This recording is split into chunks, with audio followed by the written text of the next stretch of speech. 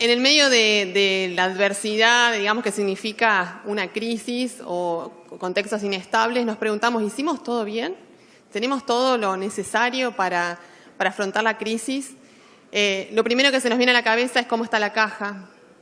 Cuando miramos al país pensamos, bueno, ¿cómo estamos con las variables más claves de la economía? Y hacemos esto que nos decía Juan Carlos de Pablo, ¿no? Mirar todos los noticieros. Pero un poco la pregunta también tiene que ser empezar a ser de largo plazo, ¿no? ¿Qué pasa con nuestro capital humano? ¿Qué pasa con nuestras competencias, con nuestras habilidades? ¿Cuánto de la educación formal, que es la primera oportunidad que tenemos de captar estas habilidades, hemos desarrollado en este interim?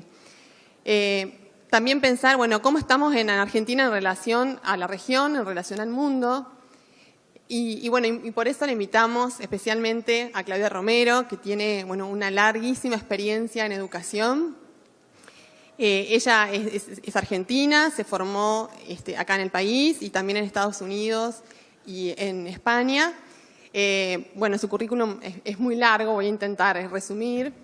Ella es profesora y licenciada en Ciencias de la Educación y doctora en Educación, graduada con honores en la Universidad Complutense de Madrid.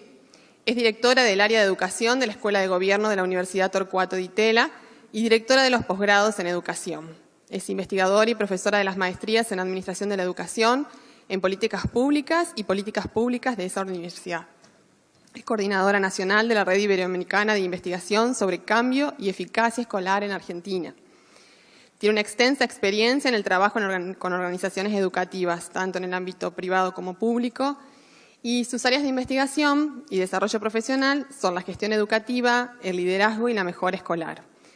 Tiene un montón de publicaciones, de libros, participa activamente en diarios y revistas de todo el país. Así que quedamos en manos de Claudia para que nos cuente sobre este tema tan importante. Buen día. ¿Se escucha? Buenos días. Todos los que necesitaban irse, ¿ya se fueron? Pueden hacerlo ahora, porque yo no voy a hablar ni del dólar, ni del Fondo Monetario, ni del corto plazo. No soy tan simpática como de Pablo. La verdad que me hubiera quedado escuchándolo. Voy a hablarles de un tema un poco duro. Y me alegro mucho que en esta jornada de la Unión Industrial se haya reservado un espacio para la educación. Tenemos un eterno dilema con los economistas. Los economistas suelen decir que en el fondo y al final todo es un problema de educación, y los educadores decimos que en el fondo y al final todo es un problema de la economía. Con lo cual nunca nos ponemos de acuerdo. Yo voy a intentar dar una vuelta de tuerca a esto y preparé esta presentación con algunos desafíos, algunas oportunidades y sobre todo quiero llegar a una pregunta que quiero hacerles y espero que podamos contestarla juntos. Voy a hablar de la escuela argentina porque es el lugar donde se desarrolla la educación obligatoria y la educación formal. ¿Dónde estamos hoy? Estamos, como en la mayoría de los países, en un proceso de transición. La escuela está, como la sociedad, en un proceso de cambio entre lo que hemos llamado sociedad moderna industrial y la sociedad del conocimiento. No tengo que explicarles a ustedes lo que es la sociedad moderna industrial y tampoco lo que es la sociedad que basa y la economía que basa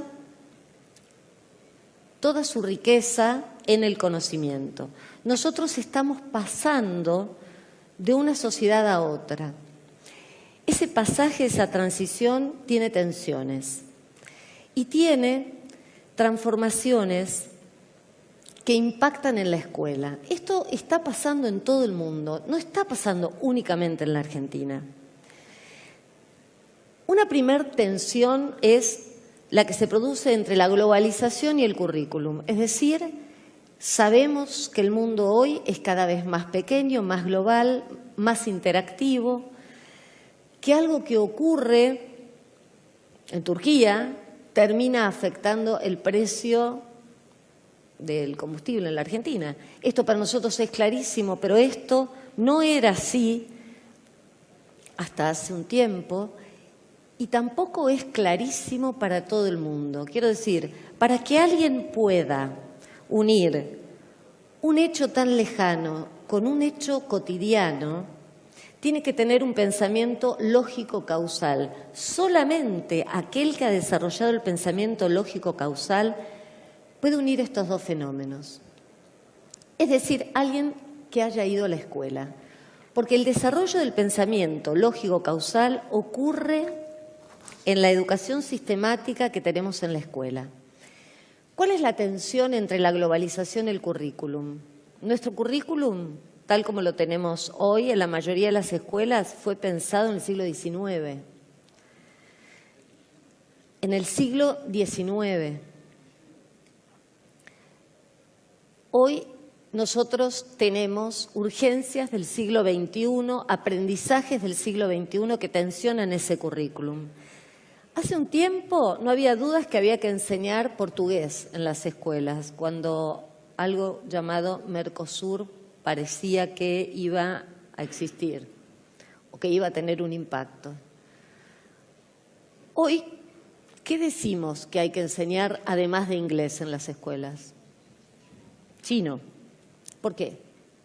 Fíjense cómo los procesos económicos globales tensionan y afectan y le piden nuevas cosas al currículum escolar.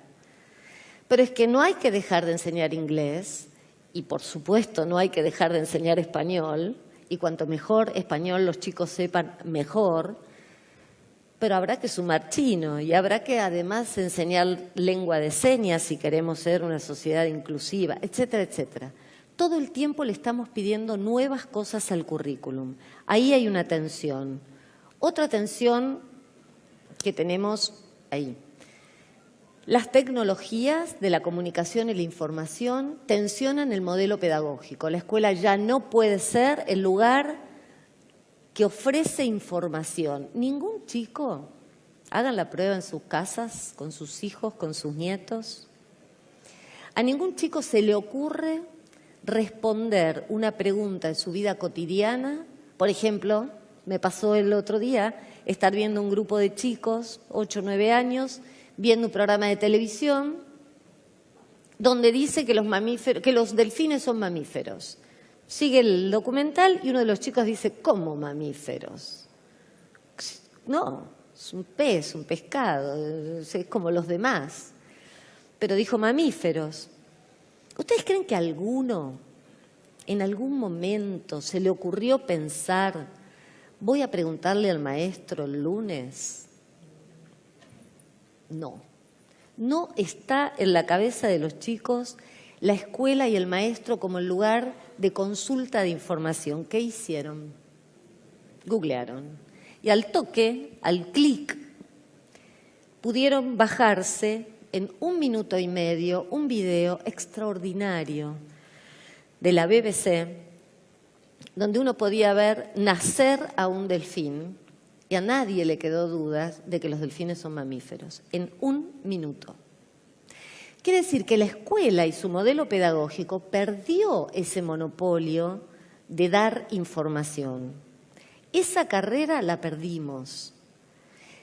Pero es insólito porque hay docentes y escuelas que siguen funcionando como si los chicos fueran a la escuela a buscar esa información. Los chicos van a la escuela a transformar la información en conocimiento, que es otra cosa. Seguimos trabajando en las escuelas distribuyendo información, cuando lo que tenemos que hacer es lo que se llama clase invertida, que la información sea encontrada afuera por los distintos canales, individualmente si quieren, y la escuela es el lugar de elaborar, discutir, hacernos nuevas preguntas, o sea, transformar la información en conocimiento. El trabajo para la escuela es mucho más interesante ahora. Pero si la escuela desconoce que perdió esa carrera, se vuelve cada vez menos importante, menos interesante. La última tensión que les traje son los cambios en la familia que tensionan nuestro modelo de autoridad. Hoy, y durante todo el siglo XX, la familia es la institución que más ha cambiado.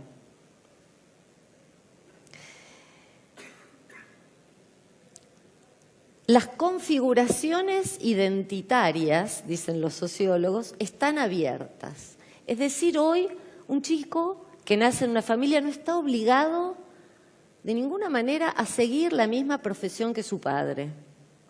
Por ejemplo, ¿cuántos de ustedes, a ver si se animan a levantar las manos, obligaría a su hijo a ser ingeniero, arquitecto o la profesión que ustedes tengan?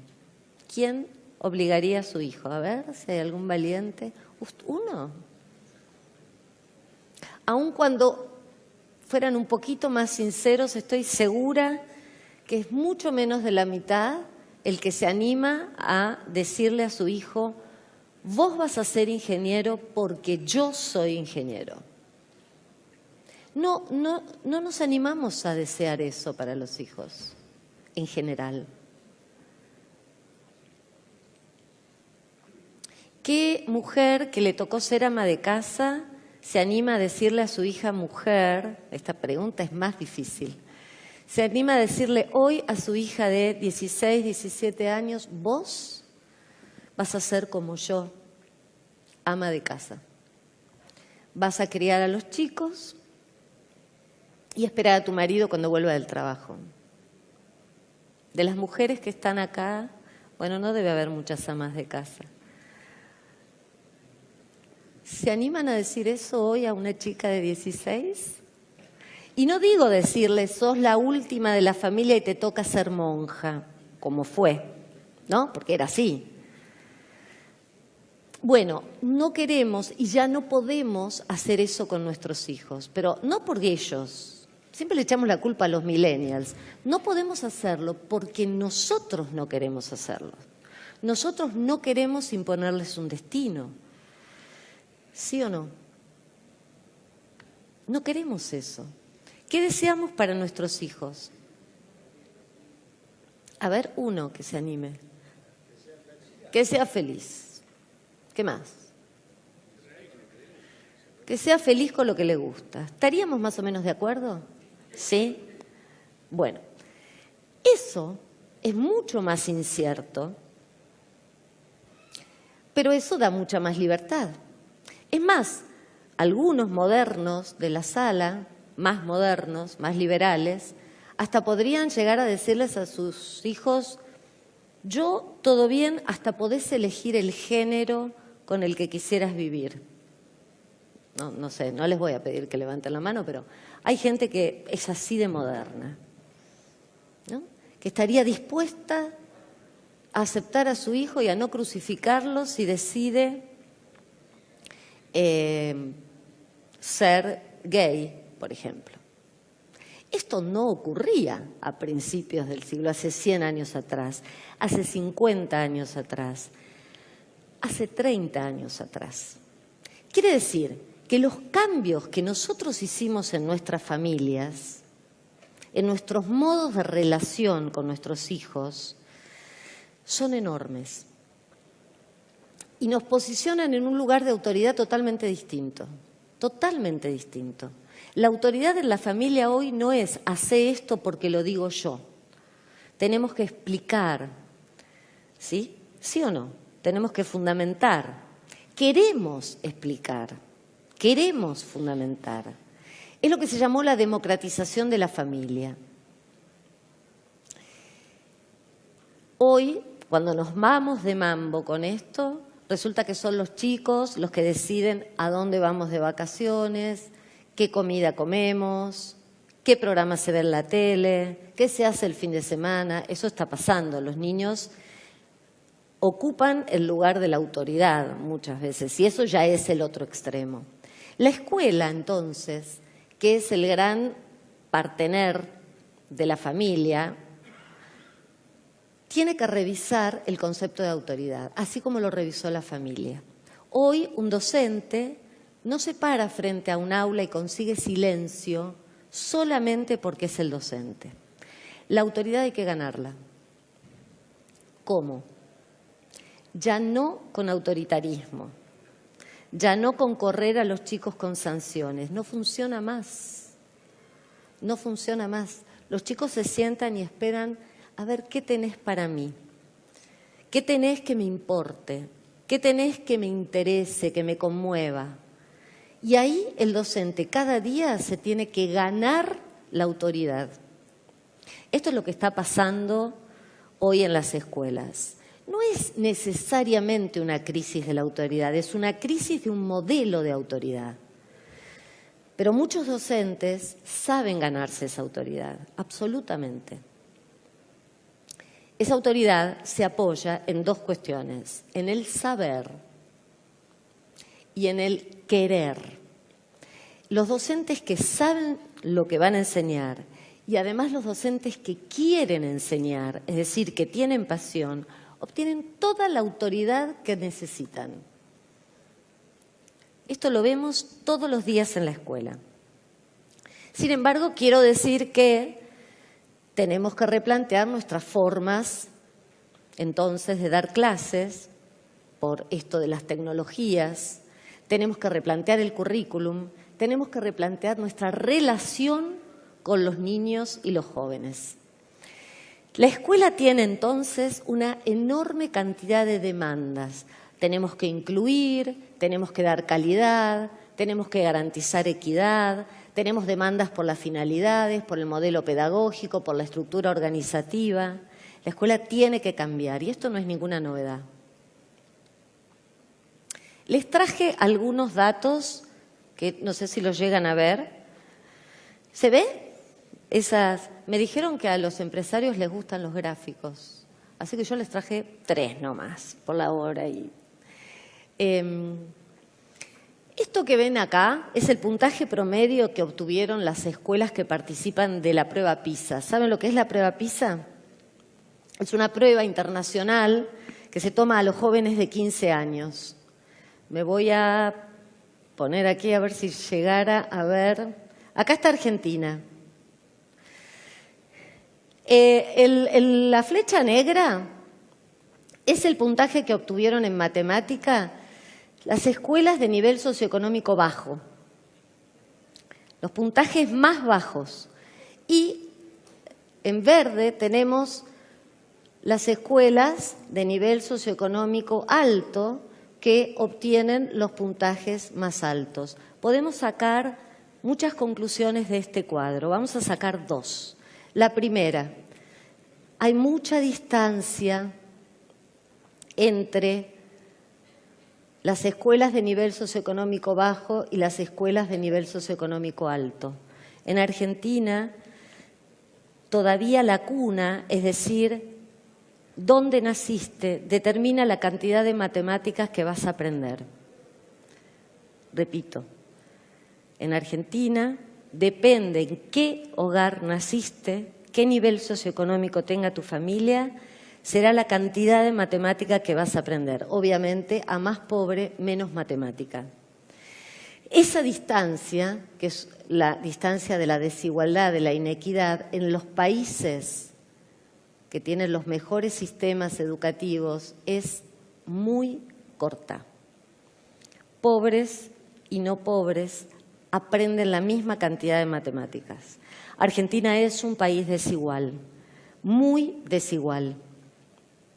Pero además, miren esta otra conclusión que les quiero mostrar. Nuestros mejores alumnos, los que más saben, los que tienen puntaje más altos, los que van a las mejores escuelas, tienen el mismo nivel que los peores alumnos de Australia. Nuestros mejores alumnos, entonces, tampoco están a salvo. Este es el problema que tenemos hoy. Argentina tiene grandes problemas de desigualdad educativa, pero tiene grandes problemas de calidad educativa, y no solamente para los más pobres. Nuestros mejores alumnos también tienen baja calidad educativa.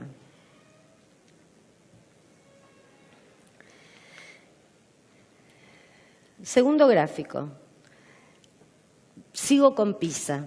En esto tenemos un ordenamiento de países que lo que muestran es la variación en los resultados entre escuelas. La variación de resultados entre escuelas. ¿Les digo dónde está Argentina? ¿La ven? Acá. Argentina es en el 2009. Esto es PISA 2009. Si tomáramos PISA 2013, Argentina está en anteúltimo. O sea, lo mismo. ¿Qué quiere decir este cuadro? ¿Qué quiere decir? Argentina es el país en el que existe la mayor diferencia entre escuelas. Nuevamente la desigualdad. Dime a qué escuela fuiste y te diré cuánta matemática sabes. Esto lo sabemos todos, ¿no? Sí, esto es así. Bueno, alguien decía entonces, si esto es así, que en Argentina no existe sistema educativo, existen escuelas. Este gráfico confirma eso. En Argentina existen escuelas, no sistema. Porque un sistema educativo es aquel que garantiza una calidad promedio equivalente entre las escuelas. Es un poco el sálvese quien pueda, ¿no? Es ir a la escuela, llegar a la escuela. Y por eso hay escuelas que son muy demandadas y escuelas que les sobran vacantes. Y por eso hay algo que pasa en la Argentina, y es que hacemos algo muy terrible. Decidimos la educación de nuestros hijos, decidimos salvar a nuestros hijos a través de la educación, pero con estrategias individuales. En educación nos manejamos con estrategias individuales. Yo mando a mi hijo a un buen colegio. Vos mandás a tu hijo a una buena universidad. Los que podemos, salvamos individualmente a nuestros hijos. Compramos educación para nuestros hijos. Lo mismo hacemos con la salud, ¿no? No vamos al hospital público. Lo mismo hacemos con la seguridad. No usamos muchas veces la seguridad pública. Bueno, cuando hacemos eso en educación, en apariencia resolvemos la educación de nuestros hijos individuales, pero retiramos nuestra voz, retiramos nuestra demanda pública. Total, yo compro la educación que necesito y dejo de reclamar a la dirigencia política, por ejemplo, que mejore la educación pública. Esto es lo que venimos haciendo las clases medias, los que podemos hacerlo, en la Argentina hace mucho tiempo. Nos hemos resignado a que aquello que nuestros impuestos podían pagar, aquello que tenemos gratis, lo pagamos 2 veces. Eso es una práctica que las sociedades en general no hacen. Reclaman por una mejora de lo público, de aquello que ya está pagado con los impuestos. Nosotros, como sociedad, retiramos nuestra voz y compramos. Quitamos nuestro derecho y nuestro deber ciudadano y nos comportamos como consumidores. ¿Están de acuerdo? En todo caso, lo discutimos después. Pero en materia de educación nos hemos convertido, pasamos, digo, y esta es una afirmación para discutir, pero mi idea es que pasamos de ser ciudadanos comprometidos con la educación pública, sea de gestión privada o no, por consumidores de educación. exigentes con nuestras escuelas, con nuestras universidades privadas a las que mandamos a nuestros hijos. El último cuadro es un gráfico de dispersión. Me dijeron que tenía el mismo tiempo, aunque de Pablo habló más que el... Ok.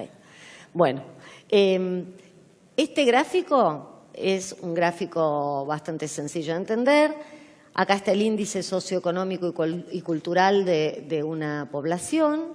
Y acá estos son los puntajes de lectura que obtienen los alumnos.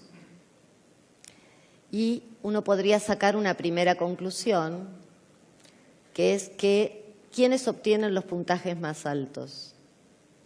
Cada uno de estos puntos son secciones, o sea, grados. ¿Quiénes obtienen los puntajes más altos? A ver, ¿quiénes son? Sí, los que tienen el nivel socioeconómico más alto. Aquí se agrupan los mejores puntajes.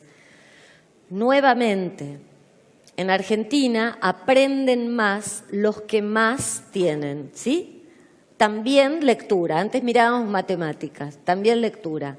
Hasta aquí, nada nuevo. Es decir, en Argentina seguimos reproduciendo las desigualdades. Siguen aprendiendo más y mejor aquellos que tienen más. Pero este cuadro nos permite dar una vuelta y si uno en vez de leerlo en forma horizontal, lo lee en forma vertical, van a ver que para un mismo nivel socioeconómico,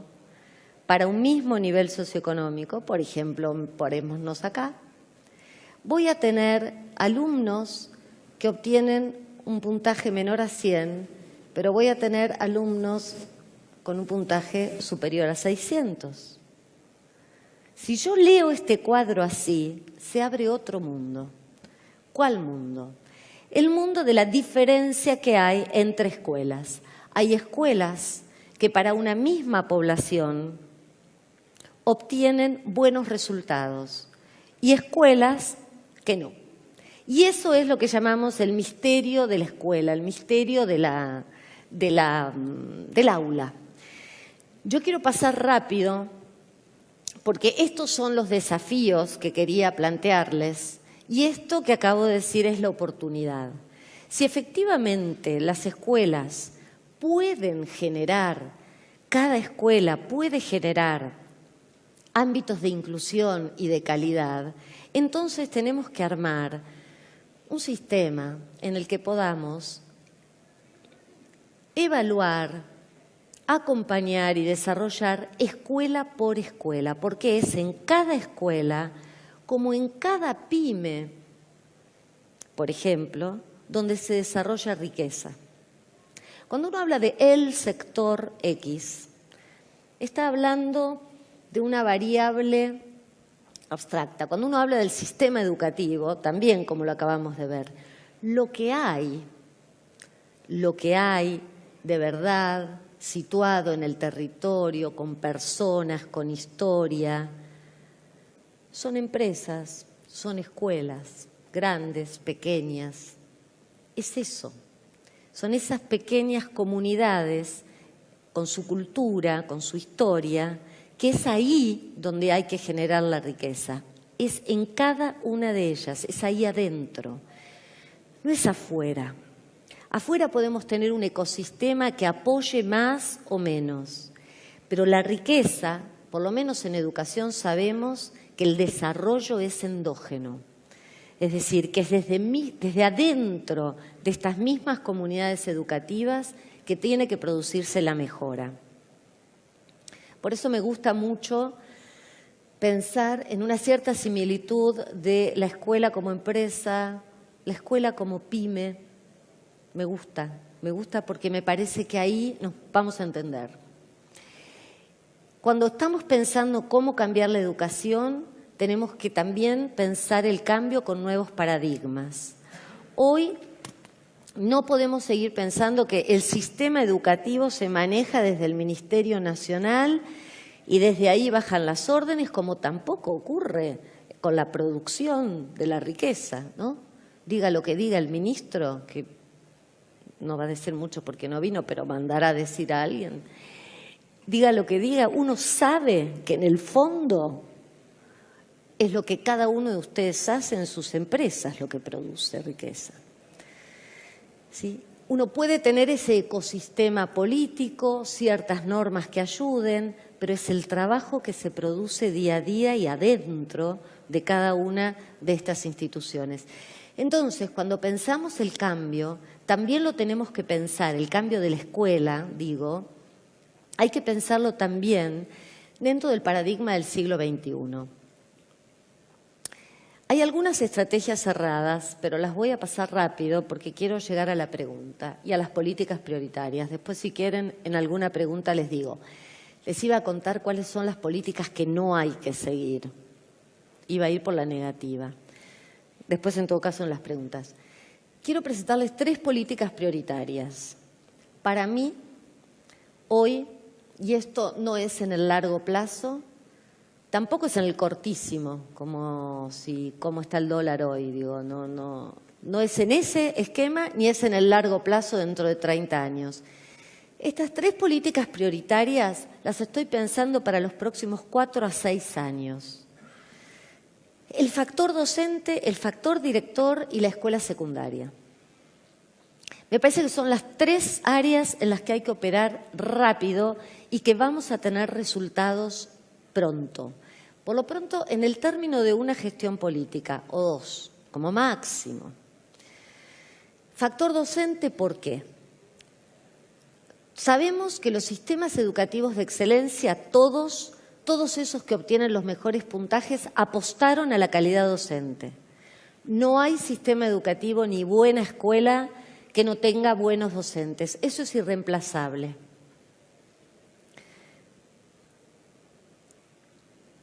¿Qué significa tener buenos docentes? Reclutar a los mejores, desarrollar saberes y capacidades para ser los docentes eficientes y tener un sistema, una carrera que los motive, con incentivos, que los haga trabajar en equipo. Bueno, nada de estas 3 cosas está sucediendo hoy. No reclutamos a los mejores. Hoy los mejores alumnos del secundario, los más inteligentes, los más inquietos, no eligen la docencia. La formación docente no se ha ayornado. Seguimos formando docentes que no saben operar, por ejemplo, con las nuevas tecnologías. Y tenemos una carrera docente especialmente desalentadora, sin incentivos, y no estoy hablando solamente del valor del salario, aunque también, ¿no?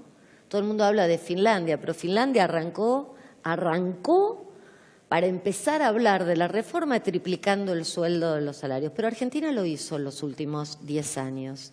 Triplicamos los salarios docentes. ¿Sabían eso? Triplicamos los salarios docentes, pero en un sentido a cambio de nada. Es decir, se mejoraron las condiciones salariales, pero no se fueron poniendo, como por ejemplo en Brasil, una cantidad de incentivos y obligaciones atadas al aumento del salario. Se aumentaba porque sí. Cuando Brasil, bajo el gobierno de Lula, no de un gobierno neoliberal, bajo el gobierno de Lula aumentaba salarios, decía, bueno, pero con este aumento vamos a poner una evaluación docente y con este aumento vamos a poner presentismo y con este aumento, y hoy la carrera docente generada por un partido de izquierda en Brasil aumentó los salarios igual que nosotros, pero generó una carrera interesante, estimulante, que incentiva, que recompensa, que diferencia el que trabaja del que no trabaja. O sea, hubo política educativa.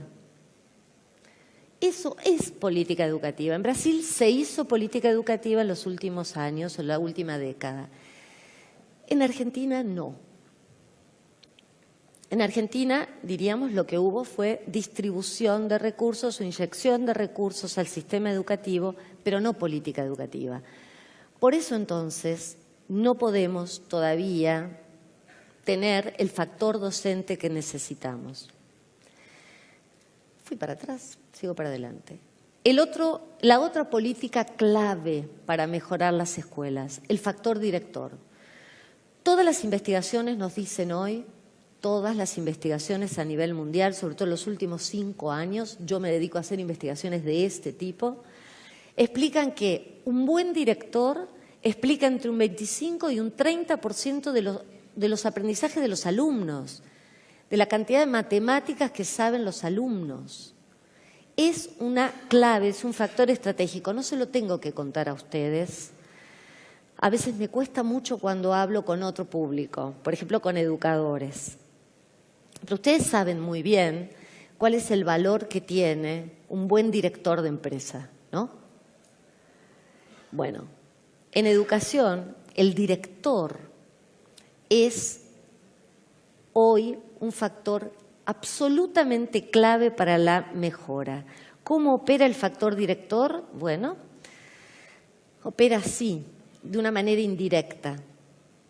Él es el que habilita y desarrolla habilidades, motivación y condiciones de trabajo para los docentes. Y de esa manera afecta indirectamente, a través de lo que hacen los docentes, los resultados de aprendizajes. El director de escuela genera un clima escolar. Y lo que sabemos en las investigaciones y en las evaluaciones, sobre todo en América Latina, es que el clima escolar es lo que más afecta a los aprendizajes. Tener un buen clima escolar es tarea de un buen director. ¿Saben qué pasa con los directores en la Argentina? Estos son los datos. 83% son mujeres, la edad promedio es de 47,5 años. Al frente del aula han pasado 17 años y solo el 57% es titular en su cargo. Salvo el hecho de que son mujeres, lo cual está muy bien, digo, es un chiste, para pensar cada uno, ¿qué puede hacer cada uno de ustedes por la educación? Algunos ya, yo lo sé, están haciendo cosas, pero vuelvan a pensar, ¿qué puedo hacer por la educación? ¿Qué puede hacer mi empresa por la educación, mi sector?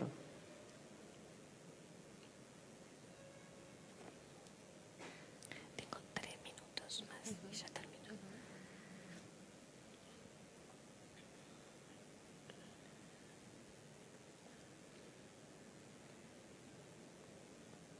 Me imagino que están pensando.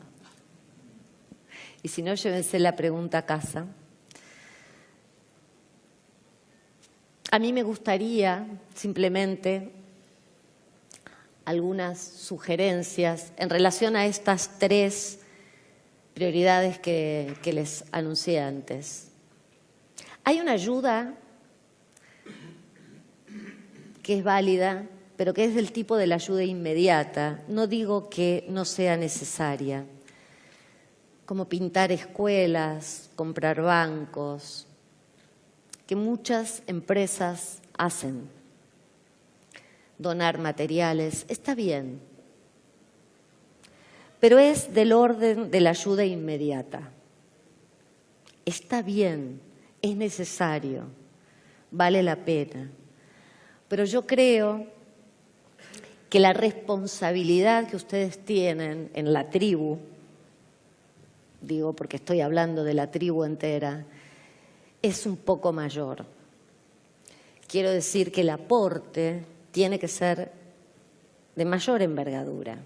Sigan pintando escuelas, sigan donando bancos. Es muy bueno tener buenos ambientes. Pero ¿qué vamos a hacer, por ejemplo, con el factor docente?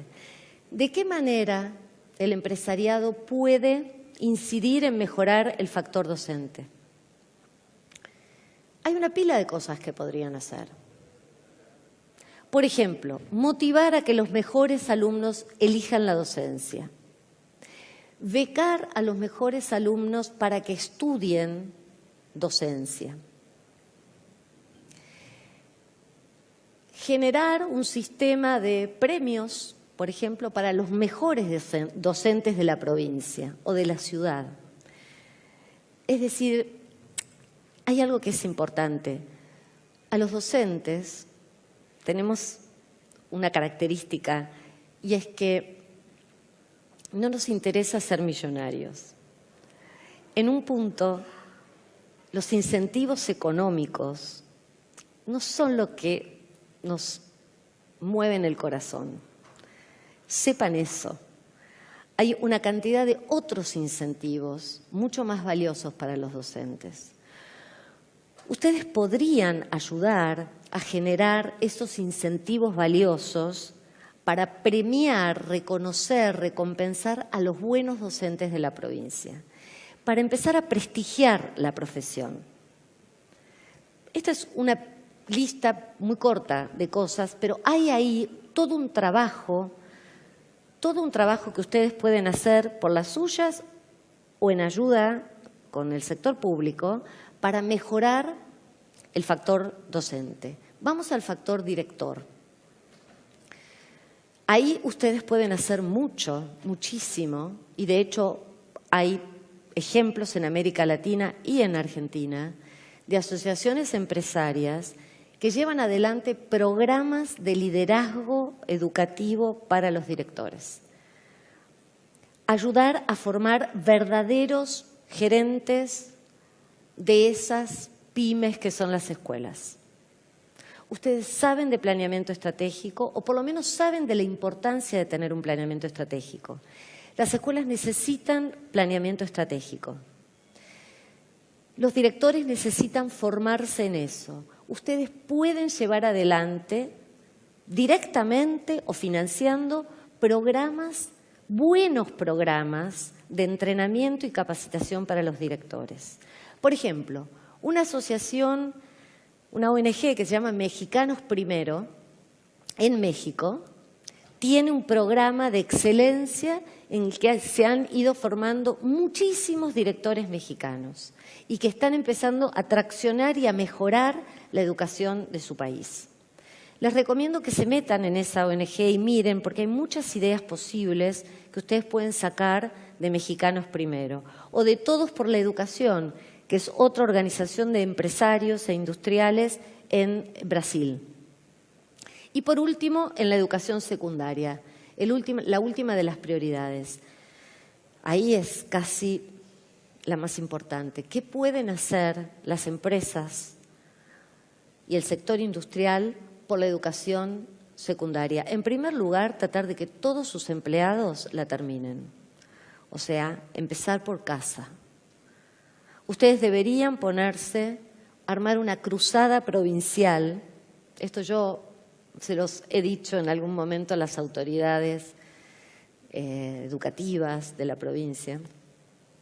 Hay que armar una verdadera cruzada por la educación secundaria. En Entre Ríos uno podría decir en 4, 5, 6 años todos los jóvenes deben terminar la secundaria. Digo, empezar por los propios empleados. Hay sistemas para terminar la secundaria a distancia. Ustedes deben tener empleados que terminen la secundaria. En primer lugar, porque es obligatoria. Es obligatorio en la Argentina terminar la secundaria. Segundo, ustedes pueden ayudar con sistemas de becas y tutorías para los jóvenes que dejan la secundaria porque tienen que trabajar. Nadie debe dejar la secundaria para trabajar. La secundaria es un derecho. Entonces, ustedes también pueden armar un fondo para ayudar con becas o con tutorías, insisto, a chicos que en edad escolar están afuera de la escuela, para que vuelvan a la escuela. Y por último, ustedes tienen que abrir sus empresas para que funcionen por momentos como verdaderas escuelas. Ustedes tienen que unirse a las escuelas para completar el trabajo de enseñar. Cuando decimos que la escuela enseña para el mundo del trabajo, no se aprende el mundo del trabajo afuera del mundo del trabajo. Muchos chicos no han visto trabajar a sus padres y en algunos casos a sus abuelos tampoco. Incluirse, encontrar el primer trabajo, les cuesta muchísimo. muchísimo. Entonces, armar un pequeño programa de primer empleo, que el chico experimente, se vea en otro escenario, se sienta un trabajador, aunque sea por poco tiempo. Es un enorme valor agregado. Bueno, podría seguir. Me parece a mí que si algún mensaje les quiero dejar es que, ya es la hora y no podemos seguir, pero es que la educación los necesita. Necesita de un sector industrial inteligente que pinte escuelas, si quieren. Ojo que van a decir que yo dije que no pinten más, pinten escuelas, cambien lo que quieran de la infraestructura, pero métanse con estos otros temas. La voz de los empresarios, la acción empresaria es esencial, sobre todo en este momento, donde no hay demasiados recursos, pero tampoco hay demasiadas ideas.